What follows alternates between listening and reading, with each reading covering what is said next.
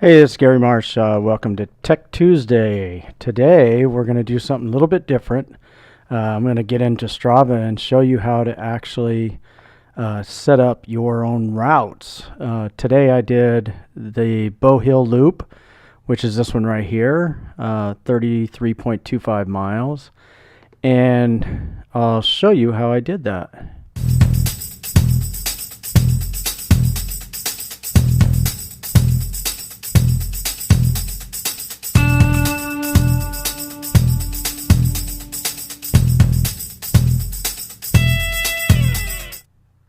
So the first thing you need to do is you need to go over to the dashboard, right? And then you select My Routes. And when My Routes comes up, you're going to see this Create New Route. You can see right here where I've done 4 different routes. Go ahead and select Create New Route. So then a map's going to come up. And I always, well, I don't say always, but sometimes I'll deselect Use Popularity. Because I just want to make my own routes. And using popularity will actually show you a ton of routes that other people are riding their bikes on. So, for instance, if you didn't want to ride on Highway 20, which is a pretty significant traffic, really busy road, then you could select alternative routes. So let's just go ahead. I'm going to double click to make it a little bigger, right? And let's just say I want to start at Deception Pass Park. And then I'll make this a little bit bigger. So I just want to do a quick route just to show you how this works. So each time you select it, it's going to, because of the popularity is up, you're going to see where other cyclists ride, right? So, yeah, you're going to be on Highway 20 for just a little bit, but then you can come over here and select another spot, and you can see here where it's giving you more segments. And so I can just keep on selecting these different segments, right? And it's going to keep on going right on around to exactly where I want to go. So let's say I want to go to stay off 20. Let's just move this one right to there. Okay. And then select Sleeper Road to the end. Let's hit undo. I'm going to do this. Just select again right there. And then select. I don't know why it's doing that. I don't want to go that route. So then do this. So there's a little bit of a way around this. I'm not sure why it doesn't want me to go here.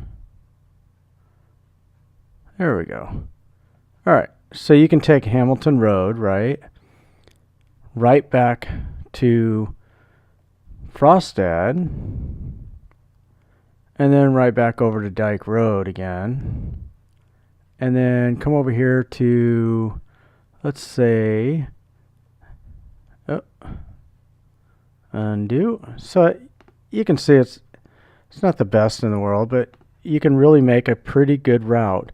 So while you're looking here, I wanted to make just a 20-mile route, and I'm going to probably go a little bit over it, which is okay. But it also shows your elevation, right? So just this little bit, just this 20 miles is going to be 1,500 feet of elevation. It's going to take me an hour and 15 minutes.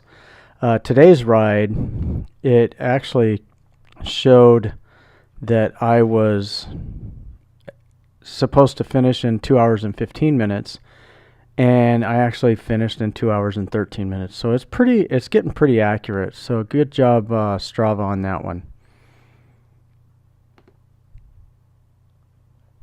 All right, so now I can just go ahead and select here, and it's going to take me right on back around.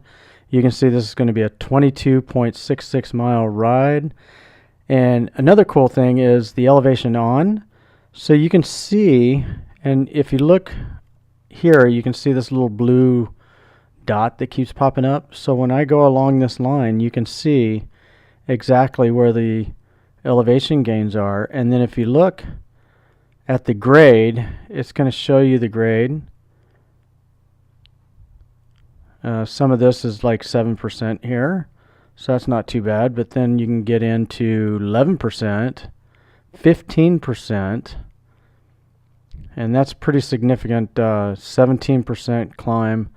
That it's short, but man, it hurts. And then you can get back down here, and you can see. So it's pretty cool how you basically figure out your map.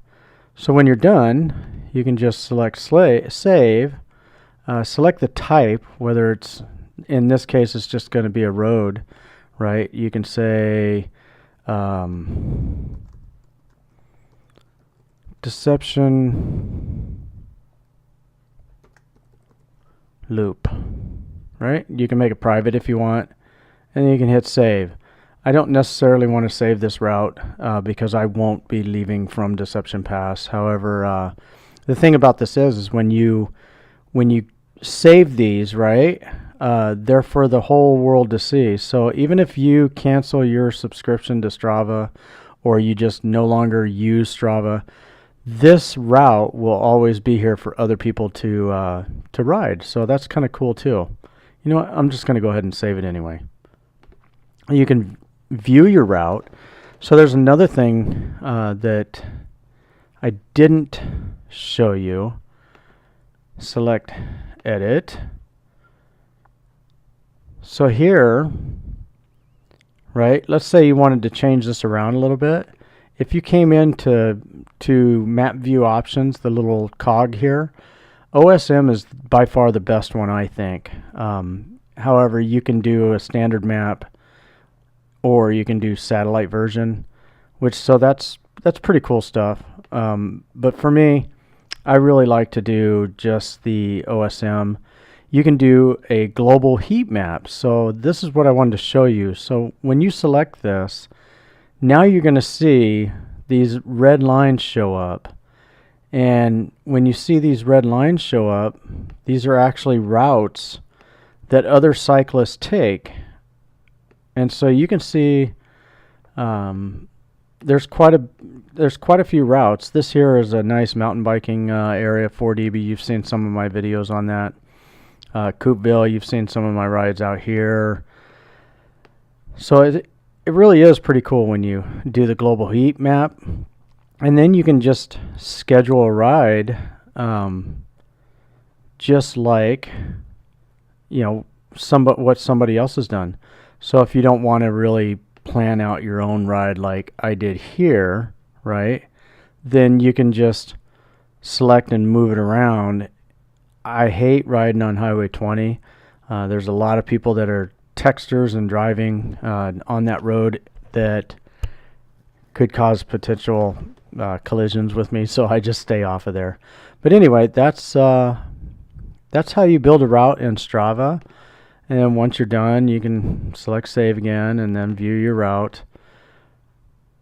And then once you're done with that and you go out and ride the route, what's kind of cool about this is the route, right, as you come up to a road, it will tell you that you're getting ready to make a turn. So I did burn up a lot of my phone battery on this ride because I just left it on and kept making sure it was on just so I could kind of get a good idea of how the route would work, and it worked out really well. Loved it. In fact, show you some of the pictures here of the ride.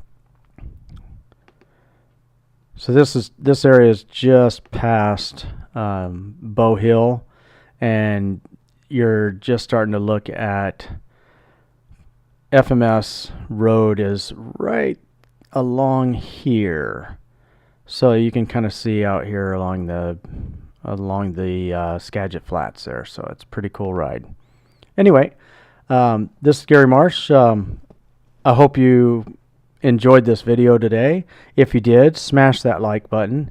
And hey, subscribe to the channel. It really helps me to make more of these videos and more riding videos.